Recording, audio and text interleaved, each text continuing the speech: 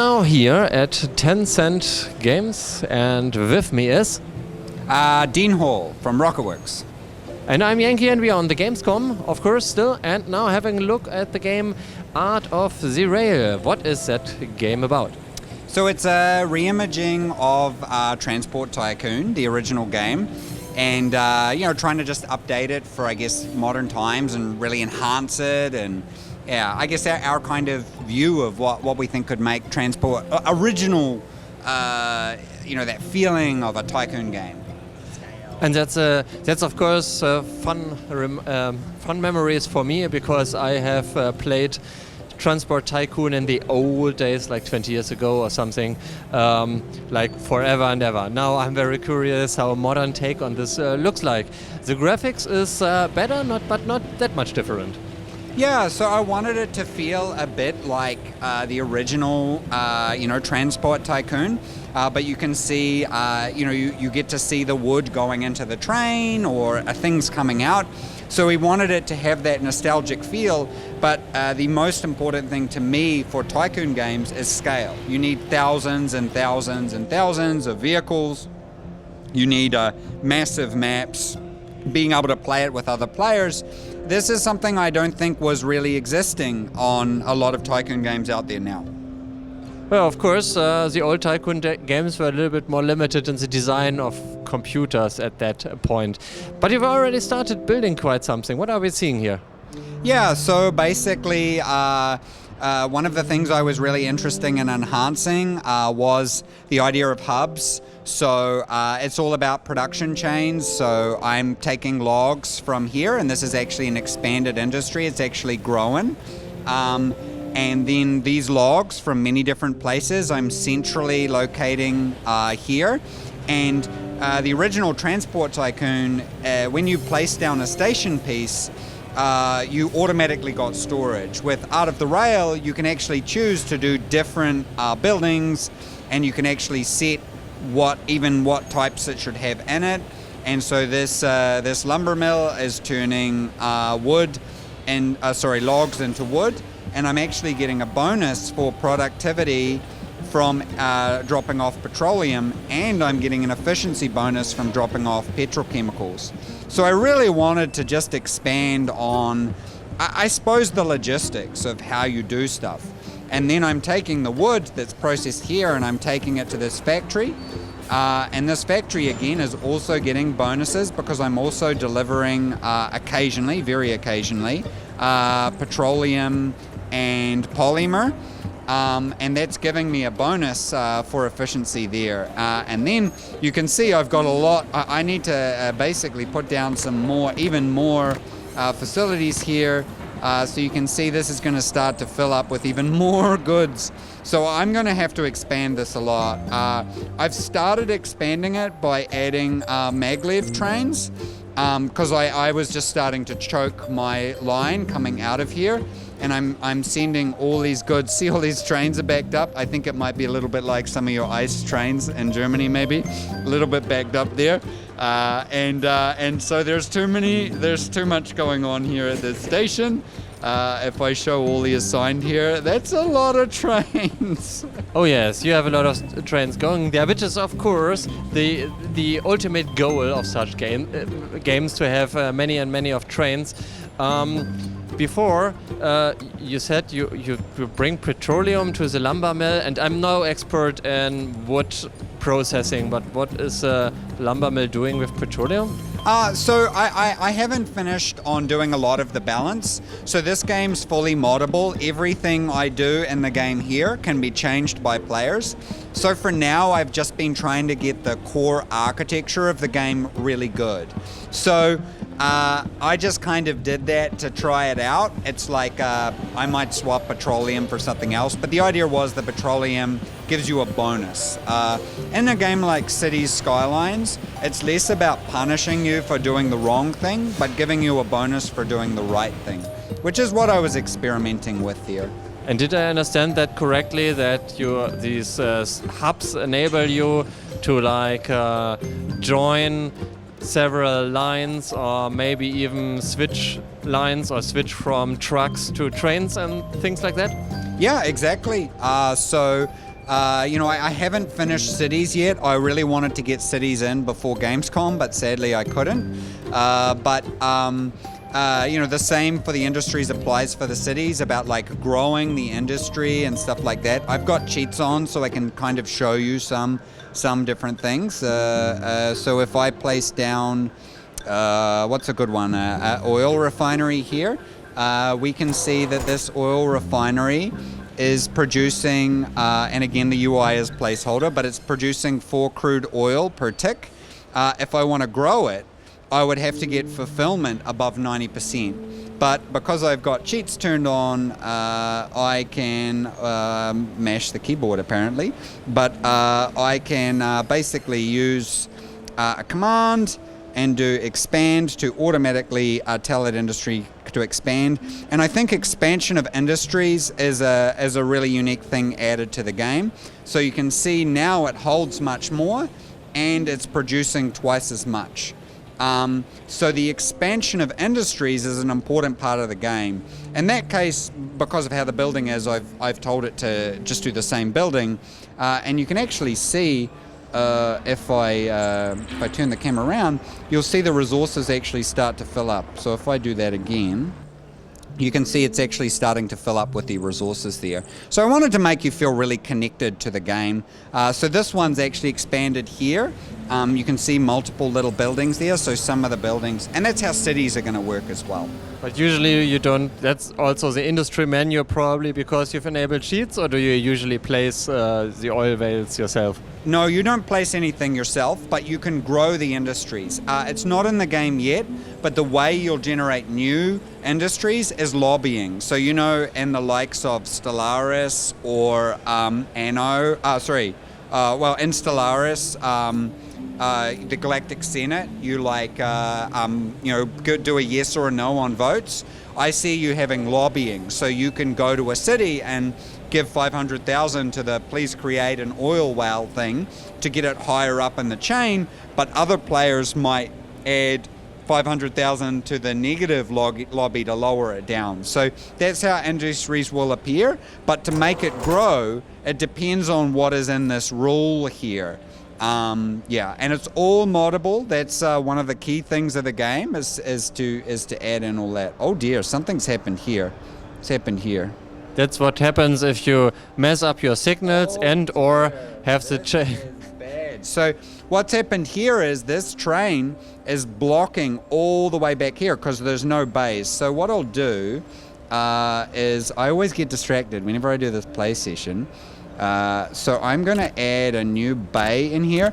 One other really cool difference is you can assign bays to different types. So see here, this bay is, I think actually I've got, these all bays are set to everything.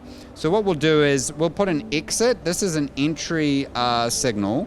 It will only go green if there's another one. So what we'll do is we'll put some bays in here. And we'll put a block signal on the back, and then we'll put a exit signal. This signal will only go green if there's an exit signal that is green, which is good because it means he'll wait for a bay. So if I do that, now he'll go in that bay there, and that hopefully. Why aren't the other trains here leaving? Because they could. There's a bug. You've shown a bug here now. I didn't get this fixed in time. I need these trucks are not moving because they couldn't. They got saved in a bad state. So if we do this, they'll start working again. So we'll start these trucks up. So these are feeder trucks that are going to go and basically pick up resources. And yeah, they weren't working. So. And that's why the trains were set to wait until they are full. Yeah, so see this train here is filling up with gold, and it'll take that gold to my electronics factory. Electronics gives you really good amount of goods. So yeah, that's why there's no bays. But you see it has luckily managed to clear things up. There appears to be, is this okay? I think this is okay. Yeah, this is okay. So we've cleared the traffic jam. Yeah, that's good. But maybe for the future we need like signaling based on conditions like how much how much resources you have in the train station, so that you say don't enter the train station if there are no resources, go home. The current scheduling system is based on the old OpenTDD, the Transport Tycoon system. I want to make this fully conditional so that you can actually add logic and say do this or do this and do that. I want to do the same with signals as well. This is actually a bad signaling system anyway because there's no combo system. A better example would be here. I didn't get around to redoing that one. You can see here, this is a combo signal which goes between these other ones. So I can have a lot of trains coming in here and keep this clear all the way back here. What is a combo signal? I mean, I feel stupid. So the entry signal here will only go green if it has one behind it that's green. So this combo signal will only go, saving, this combo signal will only go green if an exit signal is green. So you can see that's, you can use them to chain, and basically that means that this will go green once he's out of that block. Okay, yeah, I understand. You explained that before. I just missed that this was called a combo. Signal. Okay, this feels advanced already. I'm intrigued. Where are your cities? You have only industry? Yeah, so I wanted to have cities working before Gamescom. It's one of the two things left before we start getting customers playing it. So because I've got cheats on, actually, if I go, actually I had city debugging on, but if I turn city debugging on, so cities will grow in the same way as industries. Yeah, so I've got, here's an example of, so they'll grow in the same way of industries. I unfortunately didn't have it working in time, but similar kind of thing. So if you supply them with the right stuff, they'll grow. We're going to have three types of passengers: inbound commuters, so people who are catching the train or buses and they want to go into their workplace; outbound commuters who want to go back to residential housing. And if you do those things, your work creates long commuters who want to go between cities. Because I feel like just having one type of passengers meant that you didn't get the stuff you wanted. Looks like I did not fix that well enough again. If you want, and I can redo it. No problem. People find that funny. Okay, there we are back. It's not a. You said it's a monorail. Are you sure it's not a roller coaster? Almost. Yeah. So it's definitely going to be a big part of cities and stuff like that. Yeah. Because you can build it on top of roads. Yeah, you can. Well, you can do a lot of things over the roads, but the monorail's really good. See, it's very fast, even though it's going up a hill. Some of the other vehicles slow down a lot if you take them up hills and stuff.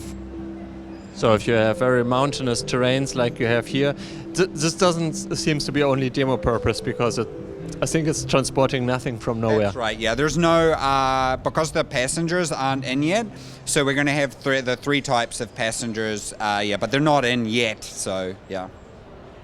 So there's you have some trucks here in the top right corner now, and you have you have traffic signs. Yep. Is this a one-way sign? Or it's a no entry sign, yeah, so they're not allowed to go in there.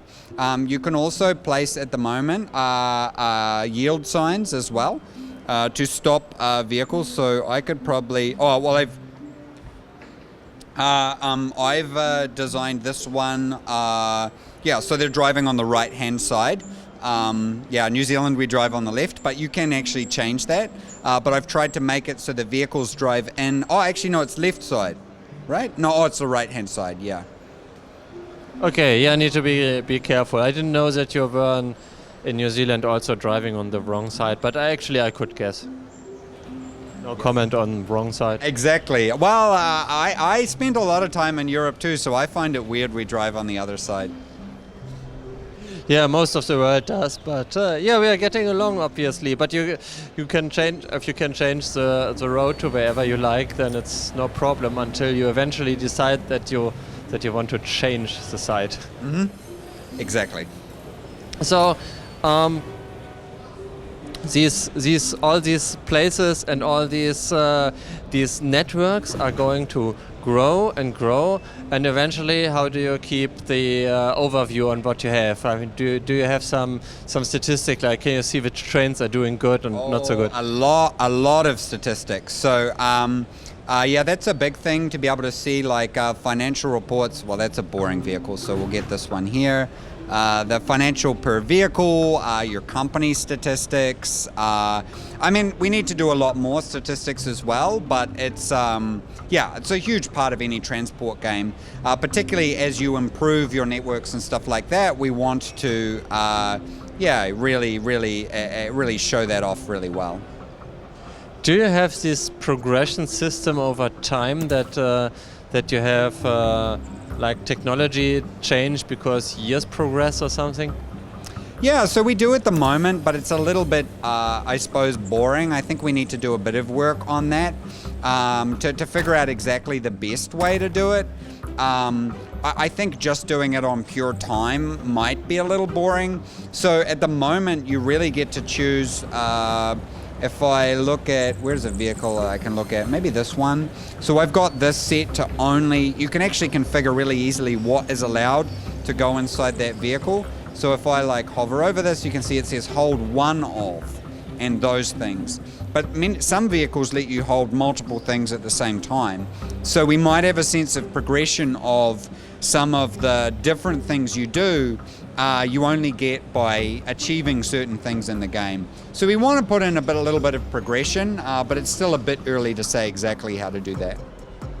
Okay, yeah, maybe that's even better, because the problem with the time system is that the time is always progressing no matter what you do in always the same speed. And if you have like an unlocking system, might be interesting. Although it means you will probably always have the same trains and the same train speeds for all of your game. You don't need to replace them. Yeah, exactly. Yep. So I mean, we've got a bunch of trains in the game now. That's one of my favorite wagons. The petrochemicals wagon looks really cool. But you know, we have a lot of vehicles. There's actually a heap more that I've added that I've not got in yet. So you can see this one here holds one of lots of different types, but it's a lot slower to load a flatbed truck versus if you wanted to transport oil. It's saving. If you wanted to transport oil, you're much better off using a semi-trailer. The semi-trucks are my favorite, to be honest. But you can also use the smaller trailers as well. Okay, well, this video has gotten already quite long, so we should be coming to an ending. And yeah, I hope you can get it finished sometime soon, and I hope I somehow randomly have a lot of time to play this. Probably not, which is sad. But still, I'm looking forward to your release, and I'm curious what you out there think. Leave a comment. And yeah, do we have something missing? Of course, when are you going to release the game? We want to work really closely with the community, with people like yourselves. So we can only finish and make this game good if we get good feedback. So you know, we want to work with the community and YouTubers to find out what is good about what we have and what is bad. So we'll look forward to hearing your feedback when you play it. But I think the next few months we want to start introducing the game to players through a beta, and also maybe releasing it on itch first to a small community, and then once we're sure it's okay, we'll put it on Steam Early Access. We hope it's a long-term game. I want it to be a little bit like Dwarf Fortress, where I want to work on it for the rest of my life and just keep making it better.